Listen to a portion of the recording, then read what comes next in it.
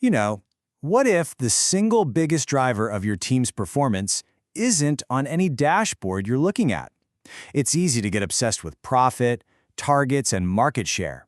But what if we're missing the most important metric of all? Today, we're going to dig into something called the Publicness Enigma, a hidden key that really unlocks why some teams go the extra mile and others, well, they just go through the motions. Let's get into it. So, here's our game plan. First, we'll talk about why our usual ways of measuring success just aren't cutting it. Then, we're going to introduce a really cool idea, the publicness spectrum. After that, we'll show you how you can actually measure this thing, how it fuels the engagement engine in an organization, and finally, how you can use all of this to figure out your own team's unique publicness fingerprint. All right, part 1, beyond profit and targets. Let's kick things off with a problem that I bet almost every organization, maybe even yours, has run into. How do we measure what really matters? I mean, we all know the drill, right? At the end of the quarter, the conversation always goes to the dashboard. Did we hit the sales number? Is our profit margin looking good? And look, those numbers are clean, they're simple, they're easy to point to. But as we're about to see, when you only focus on the numbers you can easily measure, you can totally miss what's actually driving your success. This quote right here, it just hits the nail on the head. When you manage by targets and only targets, you're practically inviting people to game the system. Just think about a call center, where the manager is pushing people to end calls faster to hit a calls per hour target. Sure, they might hit the number, but what about the unhappy customers they're leaving behind? It's the perfect example of winning a battle, but totally losing the war. So that leads us to the million-dollar question. If focusing on those kinds of targets can be so misleading, or maybe even destructive, what's the alternative? What's the secret ingredient that we've all been overlooking? Well, the answer to that question, what are we missing, it lies in a completely new way of looking at things. It's a concept called publicness, and it's really the star of our show today. For pretty much forever, we've had these two neat little boxes for organizations. You're either public, like the government, or you're private, like a business. But back in the late 80s, a researcher named Barry Bozeman came along and said, hold on a second. He argued that publicness isn't a box you're in, it's a quality, a characteristic that every organization has, just in different amounts. It's not an on-off switch, it's a spectrum. So what is publicness exactly? Well, it's basically a mix of two big things. First, it's about how much an organization is influenced by political stuff. You know, regulations, government funding, public scrutiny. And second, and this part is so important, it's how much the organization itself chooses to live by public values.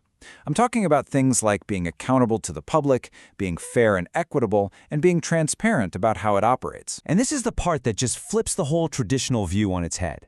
Think about it. A private tech company that handles tons of our public data and is constantly under the microscope for privacy issues, that company has a very high degree of publicness. And on the flip side, you could have a tiny insulated government office that just chugs along on its own internal metrics with almost no public interaction. That agency, it could have a very low degree of publicness. It's not about who owns you, it's about your impact and your values. Okay, so publicness is a really powerful idea, but that brings up the next big question, right? How in the world do you measure something that feels, well, so abstract? Let's get into that. You know, the thinking on this has really evolved. At first, people tried to measure it based on stuff like who owns the place or where does the money come from.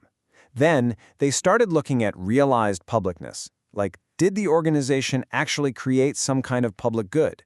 But the real game changer, the big breakthrough, came when the focus shifted from all that objective stuff to something way more personal, the subjective perceptions of the employees themselves. So here's the bottom line. What matters most isn't what's written on the company's legal charter.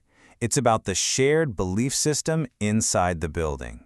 Do the people who work there day in and day out feel like their organization is genuinely guided by values like accountability and fairness? That psychological shift is what unlocks the connection to performance. And to measure this, researchers developed something called the Perceived Publicness Scale, or PPS for short. It's pretty clever. It just asks employees direct questions to see how they feel.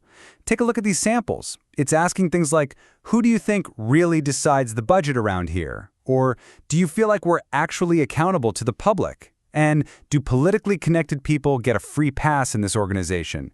It's a way to make that intangible feeling totally tangible. Okay, so we know what publicness is, and we've got a way to measure it.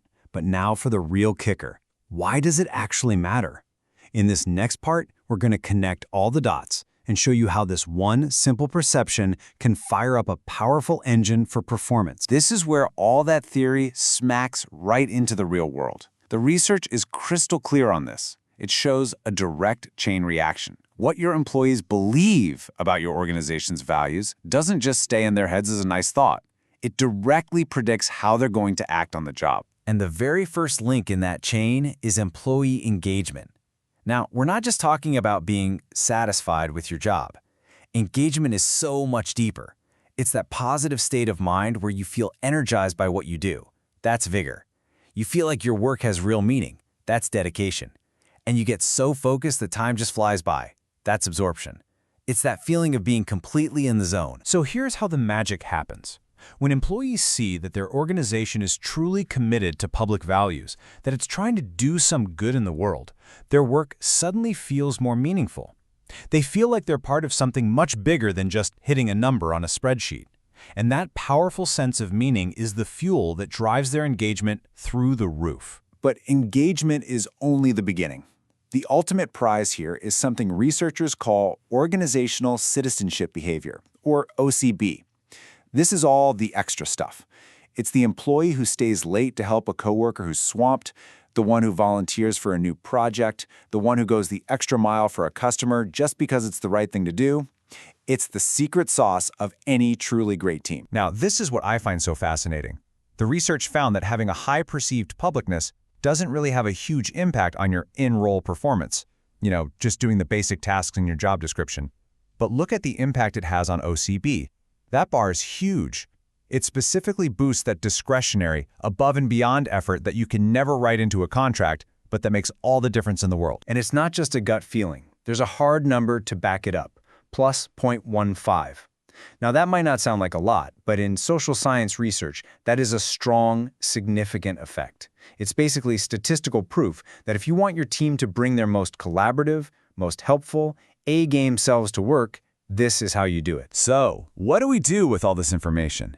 Let's bring it all home and talk about what this means for your team, right here, right now.